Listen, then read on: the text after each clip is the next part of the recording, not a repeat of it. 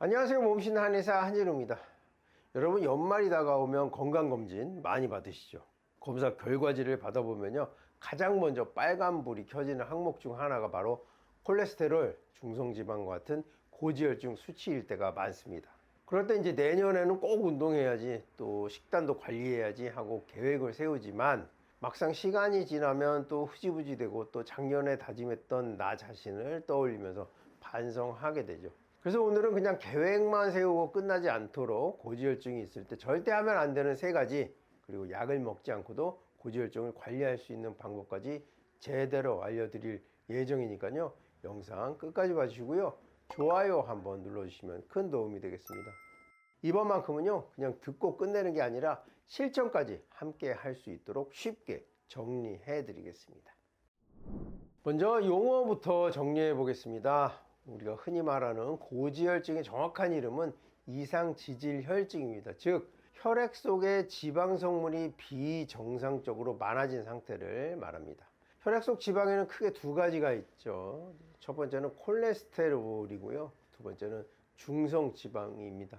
이 콜레스테롤은 다시 2가지로 나뉘는데요, LDL 콜레스테롤, 우리가 나쁘다고 말하는 콜레스테롤이고요, 또 HDL 콜레스테롤, 우리가 좋은 콜레스테롤이라고 말하는 것입니다. 이 중에 나쁜 콜레스테롤이라고 불리는 LDL 콜레스테롤이 높을 경우 동맥경화의 주범으로 알려져 있습니다. 그래서 이제 나쁜 콜레스테롤이라고 부르는 거죠. 하지만 우리 몸에는 꼭 필요한 성분이기도 합니다. 그런데 최근 연구에 따르면요, LDL도 모두 나쁜 게 아니라 A타입, 비교적 큰 입자, 비교적 안전한 타입이 있고요, B타입은 아주 작고 단단하고 혈관벽에 딱 달라붙기가 쉬워서 더 위험하다는 거죠. 이 2가지로 A타입, B타입으로 나뉘고요, 진짜 큰 문제는요, 작은 B타입 LDL이라는 사실이 밝혀졌습니다. 즉, LDL 수치가 높다고 무조건 나쁜 건 아니란 뜻이죠. 그 결론은 매우 간단합니다. LDL 스테롤이나 중성지방 중 하나라도 높거나 둘 다 높다면 이상지질혈증, 즉 고지혈증이라고 볼 수가 있겠죠. 앞으로는 이해하기 쉽게 모두 고지혈증이라고 편의상 부르도록 하겠습니다. 고지혈증이 있을 때 절대 하면 안 되는 3가지 중 첫 번째는요, 바로 고탄수화물 식사입니다. 그 흔히 와서 말씀하는 분들 있죠. 원장님, 저는 고기도 안 먹는데 고지혈증이 있다고 그러네요. 그럼 저 말하죠. 고기를 안 먹고 밥만 먹어서 그래요. 고지혈증은요, 단순히 기름진 음식을 많이 먹어서 생기는 병이 아닙니다. 특히 한국인처럼 여기 많죠. 밥, 빵, 면 좋아하시는 분들, 그리고 떡 같은 탄수화물을 많이 먹는 식습관에서는요, 기름보다 탄수화물이 더 큰 원인이 될 수 있습니다. 우리가 탄수화물을 먹으면 몸은 그것을 포도당으로 분해해서 에너지로 사용합니다. 그런데 다 쓰고 남은 포도당은 어디로 갈까요? 먼저 간과 근육에 글리코겐 형태로 저장됩니다. 하지만 그 저장 공간이 다 차고 남는 포도당은 결국 중성지방으로 바뀌어서 지방세포로 쌓이게 되는 거죠. 검사 결과지에서 보는 TG 수치가 바로 이 중성지방의 양입니다. 즉, 밥, 빵, 면, 떡을 많이 먹는다, 즉 포도당이 남는다, 중성지방으로 저장된다, 이것은 고지혈증이 생긴다는 이런 흐름을 갖게 되는 거죠. 그래서 고지혈증이 있다면 기름기를 줄이는 것보다 탄수화물을 줄이는 것이 더 중요합니다. 밥, 빵, 면, 떡의 양을 줄이고 채소, 단백질 중심의 저탄수화물 식단으로 바꾸는 것이 고지혈증 관리의 첫걸음입니다. 고지혈증이 있을 때 절대 하면 안 되는 행동, 그 2번째는요, 인슐린 저항성을 키우는 습관입니다. 고지혈증과 인슐린이 무슨 관계가 있을까요? 아주 밀접한 관계가 있습니다. 인슐린은 혈액 속의 포도당을 세포 안으로 넣어주는 열쇠 같은 호르몬입니다. 그런데 세포의 인슐린 수용체, 즉 열쇠 구멍이 망가지면 포도당이 세포로 들어가지 못하고 혈액 속에 남게 됩니다. 이렇게 피 속에 떠다니는 포도당은요, 결국 지방으로 전환되어서 중성지방이 되죠. 이처럼 인슐린은 충분하지만 세포가 받아들이지 못하는 상태를 인슐린 저항성이라고 합니다.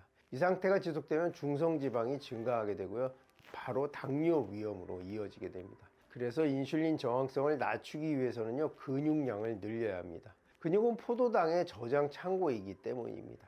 유산소 운동과 근력 운동을 함께 해주셔야 합니다. 혈당을 급격하게 올리는 음식, 즉 GI 지수가 높은 음식을 피해야 하고요. GI 지수 70 이상은 음식은 피하고요. 50 이하 음식 위주로 식사하는 것이 좋습니다. 또 중요한 사실은 같은 재료라도 가공 상태에 따라 혈당 반응이 달라진다는 것입니다. 예를 들어서 현미밥보다는요 백미밥, 백미보다는요 쌀가루로 만든 빵, 떡, 면이 훨씬 더 빠르게 혈당을 올립니다. 즉 정제 탄수화물일수록 고지혈증과 당뇨 위험이 커진다는 뜻이죠. 그리고 식사할 때는요 먹는 순서도 중요합니다. 거꾸로 식사란 말도 있죠. 채소, 단백질, 탄수화물 순서, 즉 식이섬유, 단백질, 탄수화물로 먹으면요 혈당 상승을 늦추고 인슐린 저항성을 줄이는 데 도움이 됩니다.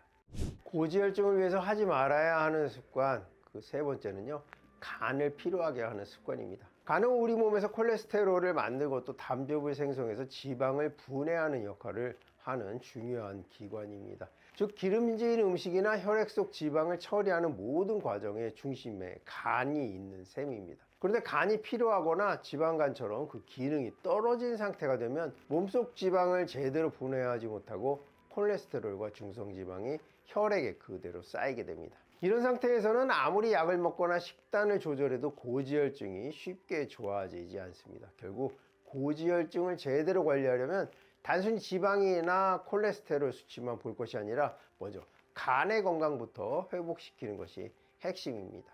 간이 건강해야 담즙이 잘 분비되고 지방도 잘 분해되고 콜레스테롤 수치도 자연스럽게 안정됩니다.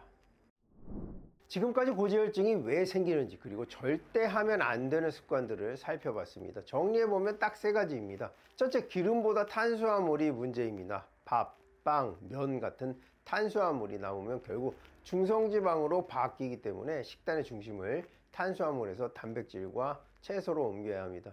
둘째, 인슐린 저항성을 방치하면 혈당도 혈중지방도 동시에 올라갑니다. 근력과 유산소 운동을 꾸준히 하고 정제 탄수화물과 혈당을 급격히 올리는 음식은 줄이는 것이 중요합니다. 세 번째, 간이 지치면 아무리 좋은 약과 식단도 소용이 없습니다. 콜레스테롤과 지방 분해의 중심은 간이기 때문에 간을 건강하게 회복시키는 것이 고지혈증 관리의 출발입니다. 결국 고지혈증 치료는 약을 먹느냐 마느냐의 문제가 아니라 탄수화물 조절, 그리고 인슐린 저항성 개선, 간 건강 회복이라는 이 세 가지 축을 함께 잡는 것이 가장 중요합니다. 이제는 듣고 그만 끝내는 것이 아니라 오늘부터 한 가지라도 실천하는 것, 그것이 내년 건강검진 결과를 바꾸는 첫걸음입니다. 여러분의 혈관 건강 충분히 되돌릴 수 있습니다.